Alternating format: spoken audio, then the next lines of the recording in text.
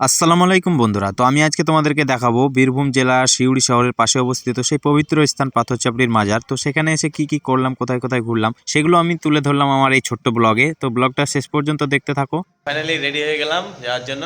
তারপরে এইদিকে যাচ্ছি এখন কাঁচি নিতে, ফুল টুল কাটতে হবে। তো চলো বাজারে গিয়ে দেখাচ্ছি। আর এইদিকে দীপ আমাকে ক্যামেরা নিয়ে আসা করালো, এই গলায় ক্যামেরা নিয়ে।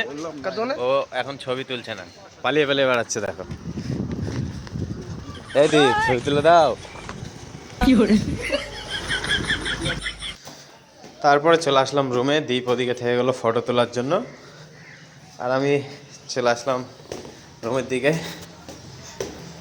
তারপর রুমে এসে যেটা হচ্ছে দেখো, তো রুমে ঢুকে পড়লাম। রুমে ঢুকে দেখছি এদিকে স্যার একদম ফুল রেডি করছে, কাটিং কুটিং করছে। আর এদিকে এই যে রেডি হচ্ছে, কত সুন্দর ফুল। আর এদিকে গোলাপ কাটিং হচ্ছে। ওইটা কি ফুল? এটা এটা ডালিয়া, এটা খুব সুন্দর ফুল। এদিকে গাঁদা আছে, আরও ফুল আছে। তো এইসব ফুল কাটিং করে তারপরে আমরা বেরোবো। তো দেখতে থাকো ভিডিওটা। তারপর আমিও ওদের সঙ্গে লেগে পড়লাম ফুল গোছাতে। তার কারণ ফুল হচ্ছে একটা ভালোবাসা, বিনোদনের জিনিস। এই জিনিসটা সেই মনের মানুষ, প্রিয় মানুষদেরকেই দেওয়া হয়। তো এইদিকে গোলাপ ফুল আছে, রজনীগন্ধা আছে, তারপরে গাঁদা আছে, অনেক রকম ফুল। সেগুলো প্যাক করে আমরা এবার লাস্টে বেরিয়ে পড়বো একদম দাতা বাবার মাজারে। তারপর সব রেডি হয়ে গেলাম, রেডি হয়ে বেরিয়ে পড়লাম। এবার রুম চেক আউট করে এখন গাড়িতে যাব, ওখানে ফুল টুলগুলো নিয়ে সাজাবো। তো এদিকে সব দেখো, এই আয়নাটা সবাই দেখছে।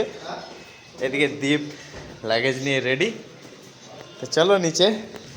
আর এইদিকে এরা হাঁটছে লাগেজগুলো নিয়ে, এখন উঠে পড়বে গাড়িতে। এদিকে লাগেজ রাখা হচ্ছে, এরপর বেরিয়ে যাচ্ছি। চলো একদম ওখানে। बिगड़ी हुई हर शख्स की, बिगड़ी हुई हर शख्स की, बिगड़ी हुई हर शख्स की तकदीर बदल दो। আমরা এখান থেকে কিছু কেনাকাটা করে তারপরে আমরা বেরিয়ে যাব।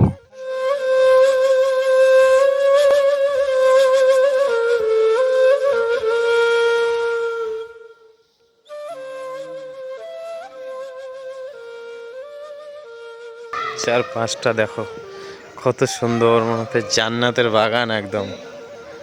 এই যে গেট, এদিকে আশিক আসছে, এদিকে দ্বীপ, আর এইদিকে আমি। মনে হচ্ছে পুরো জান্নাতের বাগান একদম, মন শান্তি করা জিনিস। দেখো ও আলহামদুলিল্লাহ, আলহামদুলিল্লাহ। তো ব্লগটা দেখতে থাকো, আরো দেখাচ্ছি তোমাদেরকে।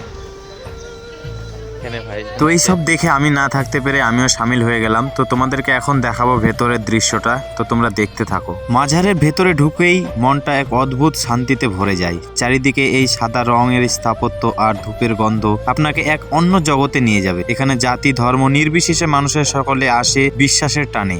এই মাজারে কোটিপতি থেকে ভিখারি সবাই আসে দাতা বাবার একটু আশীর্বাদ পাওয়ার আশায়। দাতা বাবা ছিলেন সুফি সাধক হযরত শাহ মেহবুব বা দাতা বাবা নামেই তিনি পরিচিত। তিনি অলৌকিক ক্ষমতা দিয়ে মানুষের সেবা করতেন। আর এই মাজারটি কেবল একটি ধর্মীয় স্থান নয়, এটি বীরভূমের সাম্প্রদায়িক সম্প্রীতির একটি অন্যান্য উদাহরণ। তো তারপর সব দেখো, জায়গাটা এত সুন্দর, মন পুরো একদম শান্তি হয়ে গেল।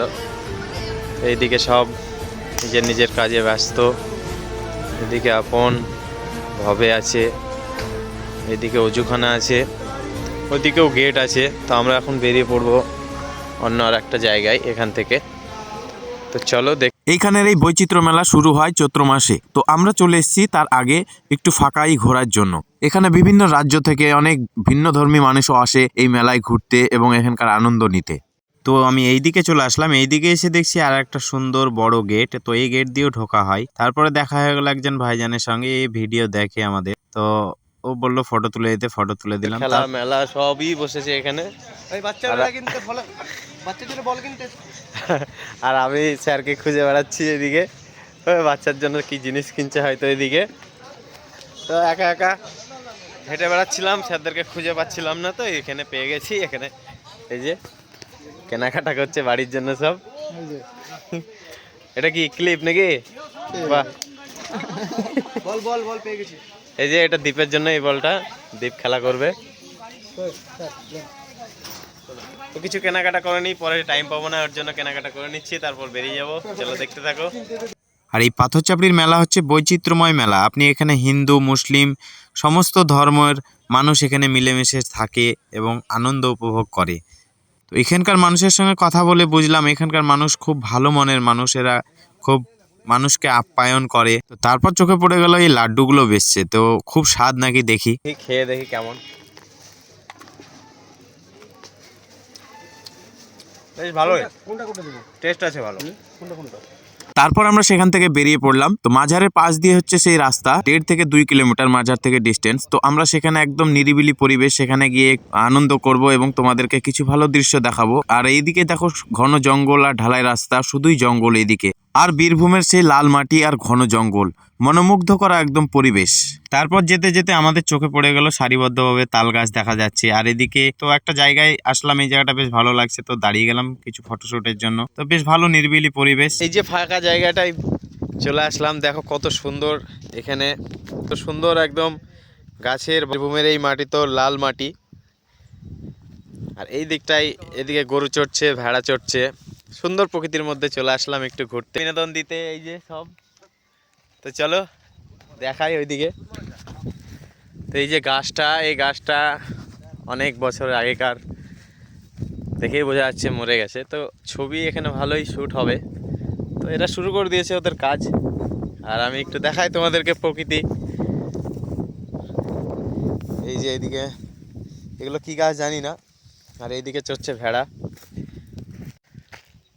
ফটোশ্যুটের পর চলে আসলাম এইদিকে, দেখো এদিকটা লাল মাটি আর শুধুই বালি, এদিকে পুরো কাকর একদম।